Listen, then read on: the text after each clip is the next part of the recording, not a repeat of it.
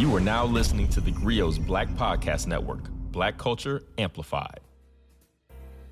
Hello, you're listening to Harlem and Moscow, an original audio play presented by the theGrio Black Podcast Network.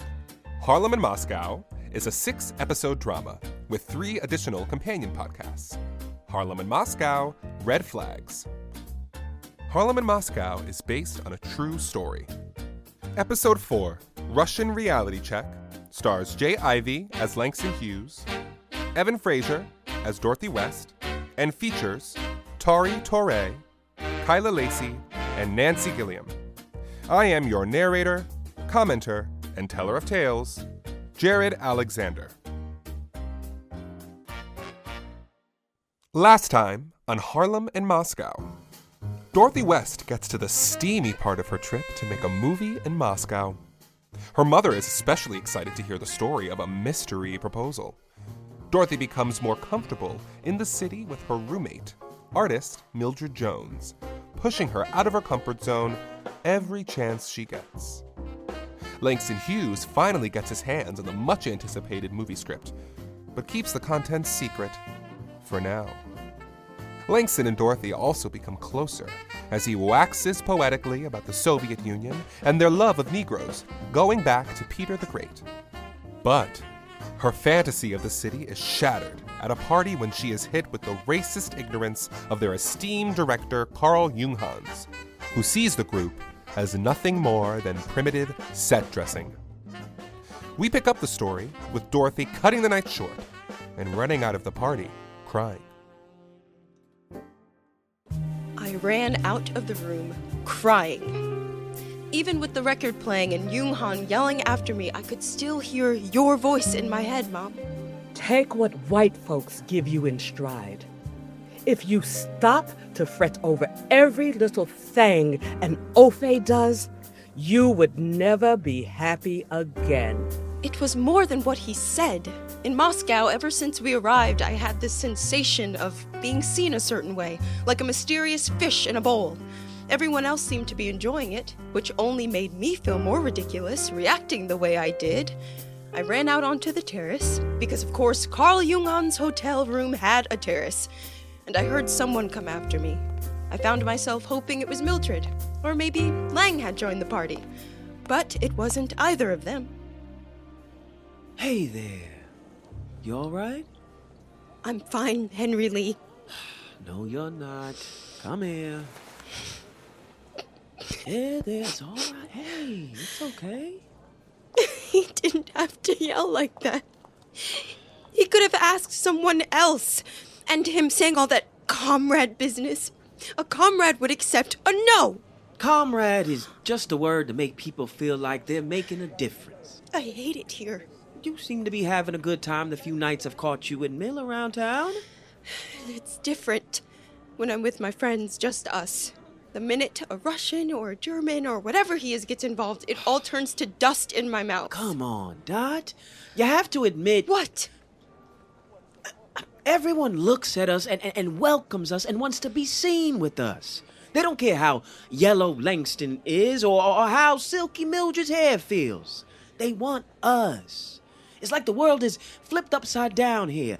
You have to admit that it feels good. Junghans doesn't want me. He wants some singing, dancing African doll. And these white women want some savage, sex-crazed machine. They don't love you or respect you. I didn't ask them to. I'm not going to let you pass judgment on me. That's the great thing about going to the other side of the world. You can leave other people's opinions behind. You should try it. The best and worst part about being in a country like Russia is that no one truly knows who you are. I started to realize I didn't know who I was either. I didn't want to be whatever these foreigners thought of me, but I felt different than the girl I had been when we first left Harlem. I could feel the fire in me Henry Lee had been talking about, but it wasn't quite ready to come out. The rest of the party passed without incident. We barely had time to get home and sleep it off before Louise was banging on everyone's door, waking us up for rehearsal. That morning, she was a bit on edge.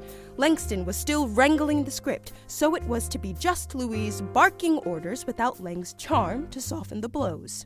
Still, there was a buzz in the room. We were finally holding part of the script in our hands.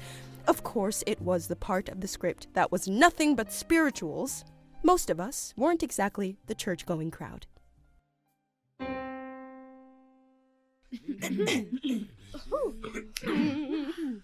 I got shoes, you got shoes, all got shoes, you got shoes. When I get on shoes, walk all over heaven. We were all perfectly aware of how terrible we sounded, including Junghans, who had never even heard the song before. It was Sylvia Garner, the most senior of the professional actresses, who broke the silence. That performance reserved us a spot in West Hell. How are we supposed to make a world-class film with a bunch of amateurs? Hey, I just got my equity card. You can't learn this stuff in some secular rehearsal room. The only place to learn how to sing spirituals is in a church. Unfortunately, Moscow has a real lack of those lately. Shut up and listen. Let me learn you young ones a thing or two. Give me the note. All God's children got rhythm. All God's children got wings. All God's children got special shoes on their feet. Beautiful. Beautiful. Everyone just like she does, yeah? Again. Again.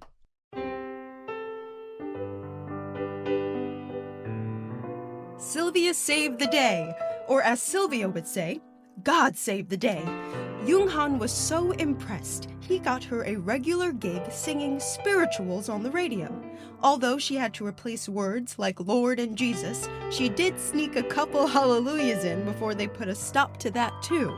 After rehearsal, Lang showed up at our hotel room as promised with a bottle of champagne. He walked us to the smoking lounge. I promise I hate the smell of smoke, as I always have. Lang asked us about our rehearsal as he poured the drinks. We told him about Sylvia's singing, which was really all there was to tell. We prodded him about the script, but took him 2 bottles of champagne to finally give his opinion. It is truly and utterly horrible. I'm so sorry to report it, but it's true. The whole thing was clearly written by someone who has never been to America, let alone the South. The story itself is fine, but the details are inaccuracy after inaccuracy. It can't be that bad. Give us an example. Most of the movie takes place in Alabama, around a steel mill. At one point, the owner of the plant throws a party to show how unafraid he is of the coming revolution. At the party, after they get good and drunk, the owner decides to walk up to his maid, his Negro maid, tells her to put her tray down, and he begins to dance with her, right in front of all his white friends. I mean, really, down in the BAM of all places. They don't let Negroes sit in the same part of the train as whites, but the Soviets think they spend their nights dancing together. And Russians can never take a note. They must argue about everything, and all arguments must go through a translator, so they take twice as long. This country. All in the name of revolution. I assumed it would need some work, but you can fix it, can't you? I've never lived in the South any more than they have, or worked in a steel mill, or organized a revolution, which is proving to be difficult. I'm sure you'll figure something out. All right, this is getting ridiculous. The last 3 times I've looked over to the bar, that man there has been staring at me. Yet another Russian who's never seen a Negro in his life. Can we help you, comrade? Dorothy! Oh, God. He's pointing over here. I don't know if I've ever seen you pop your top. I can't tell if it's the champagne or Russia, but I like it. Careful, Lang. Dot's heart might just stop altogether if you go much further. You're teasing, Mill. I don't mean to be. Oh, now you've done it, Dot. He's coming over. That's one big fella. Привет. For you. Thank you, but I already have some champagne. Oh, no champagne. Vodka. If you don't want it, Mill, I'll take it.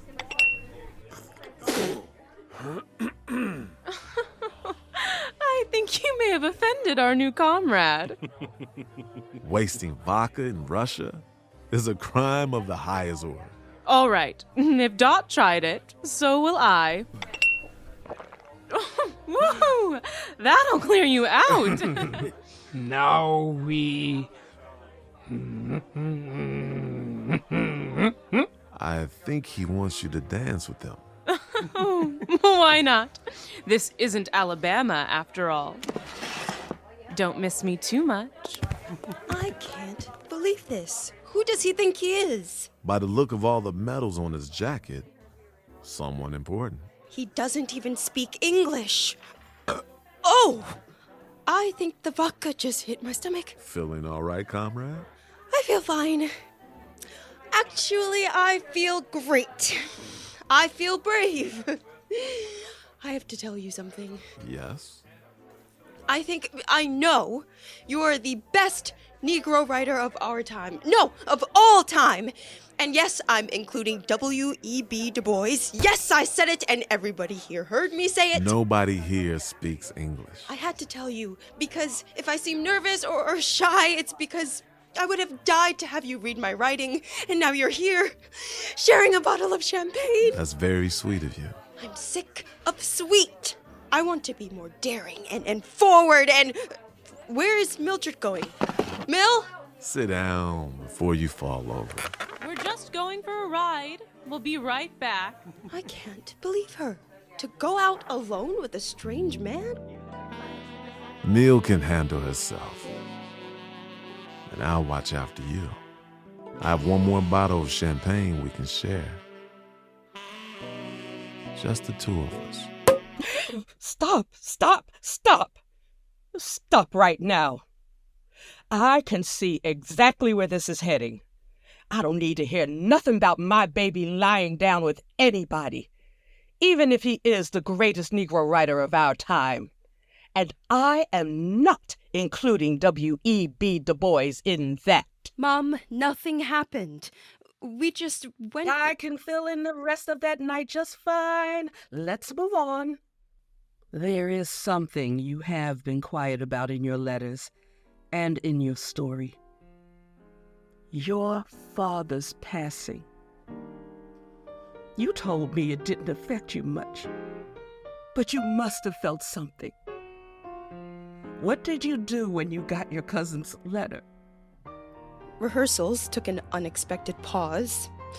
Mill was busy with her Boris, and Lang was busy with the revolution. So I was once again spending all my time in the hotel writing when I got the news. I kept the letter to myself until I ran into Molly in the lobby. I couldn't hide that I had been crying. She lent me a couple dollars and gave me some nice words of comfort. I begged her not to tell anyone. Molly almost kept her word. That night, Mill had gone out for dinner, so I didn't expect her back until late.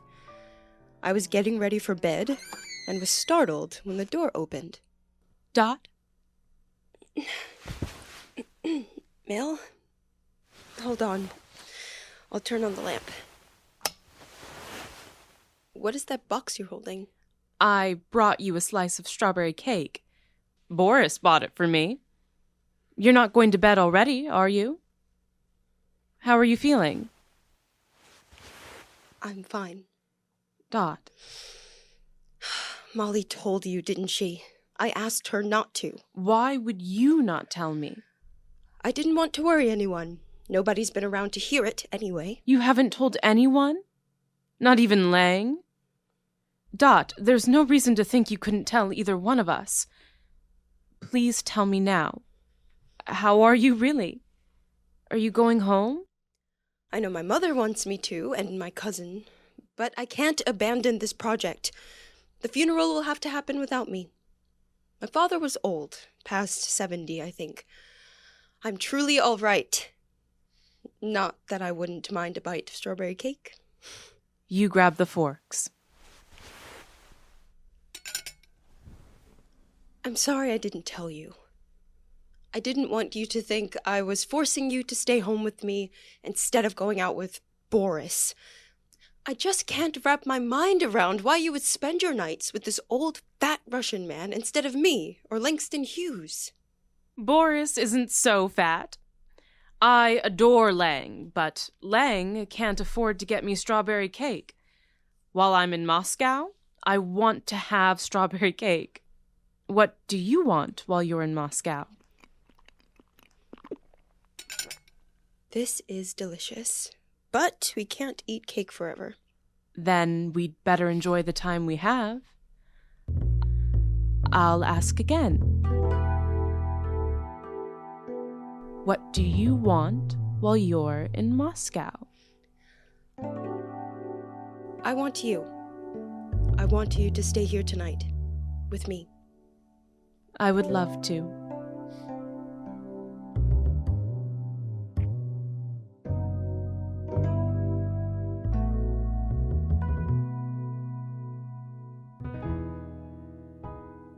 Mom, Mill and I, the truth is, Mill was there for me in a way Molly or even Lang couldn't be. She taught me to ask for what I want. Being with her felt perfectly natural. At a time when I felt lost in a sea of change, Mill introduced me to myself. She showed me what it could be like to live without people's expectations. Henry Lee planted the idea, but it was Mill who lit the fire in me. And I'll always be grateful for that.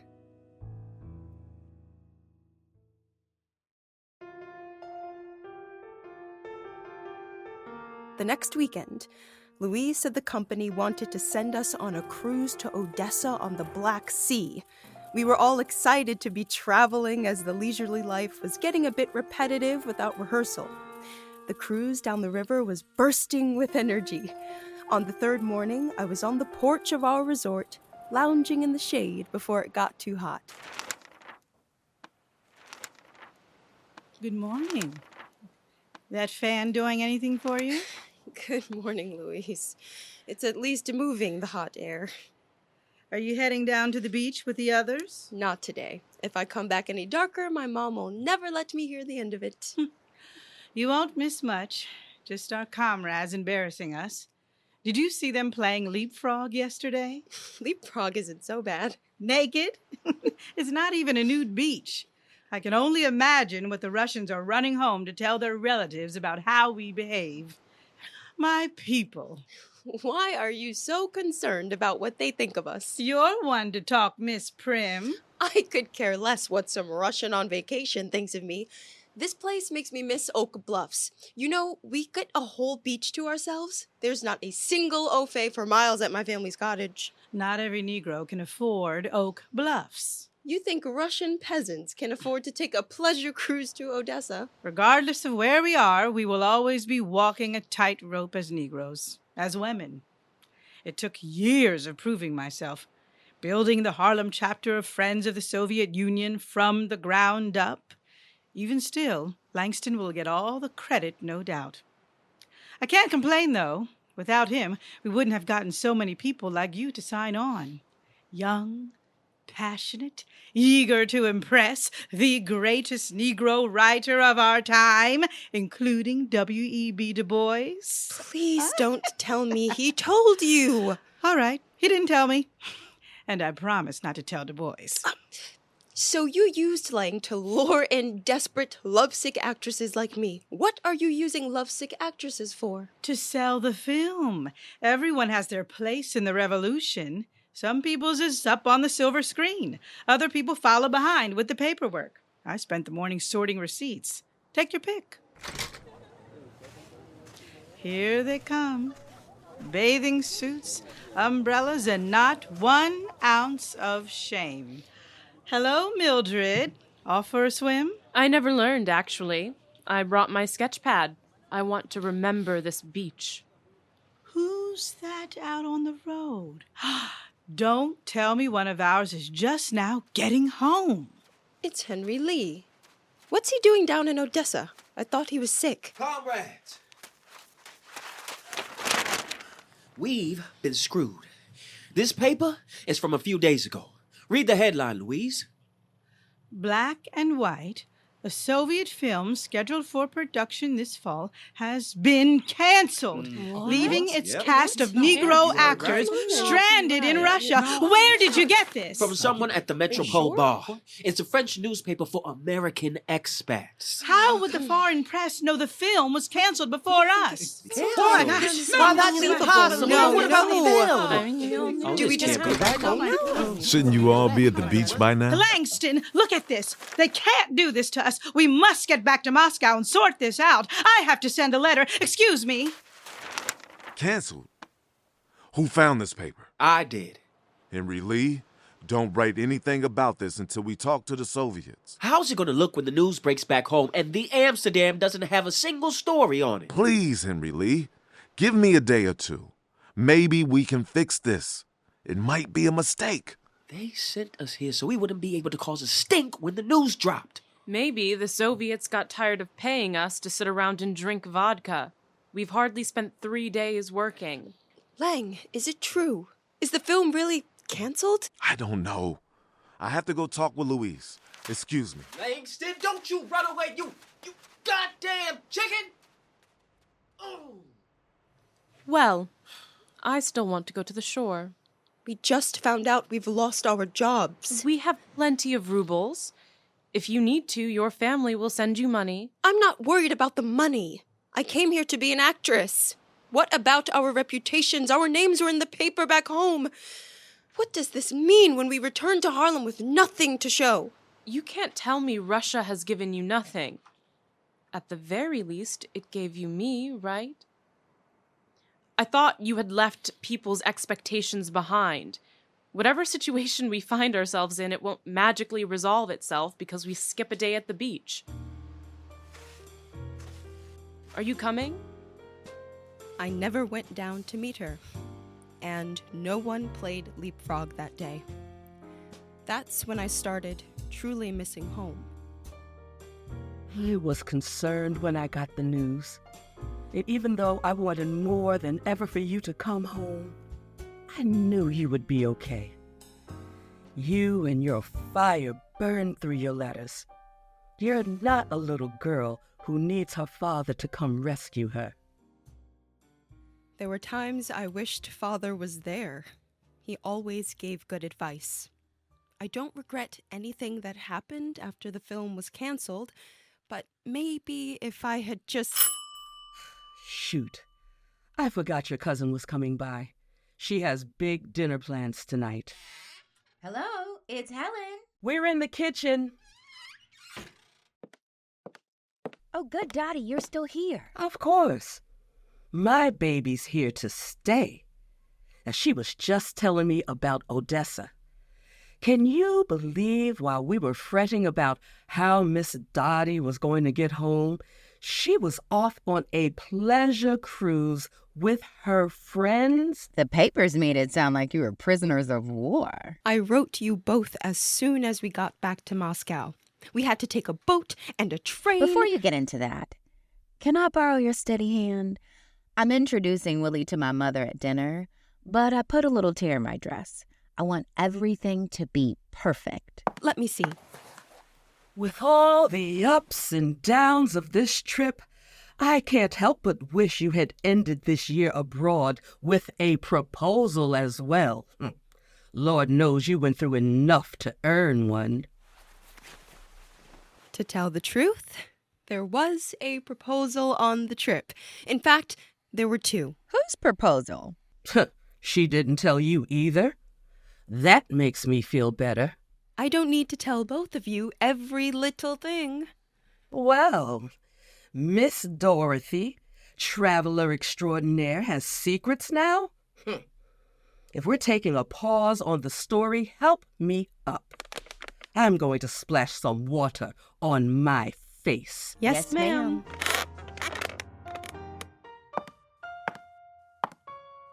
What in the hell proposals are you talking about? You told me Langston never asked.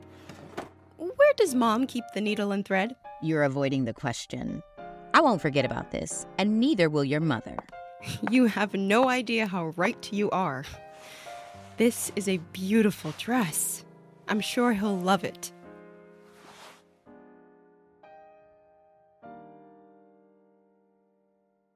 Still ahead on Harlem and Moscow. Cancelled. The film has been cancelled. Why can't you say it? What a shame.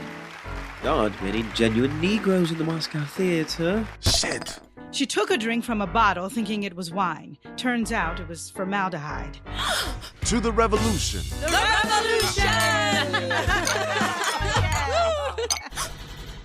What was that? We won't stand by and let them lie to us. And if he doesn't beg to wed you on the spot, get a new man. He only wants to marry you because you're beautiful. What would you have me do? It's not like I can marry you.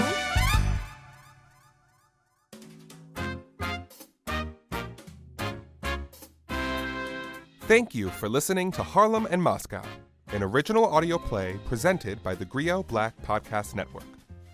Harlem and Moscow was written by Alle Mims and directed by Aries Harper and Regina Griffin. Sam Riddell is the producer and sound designer.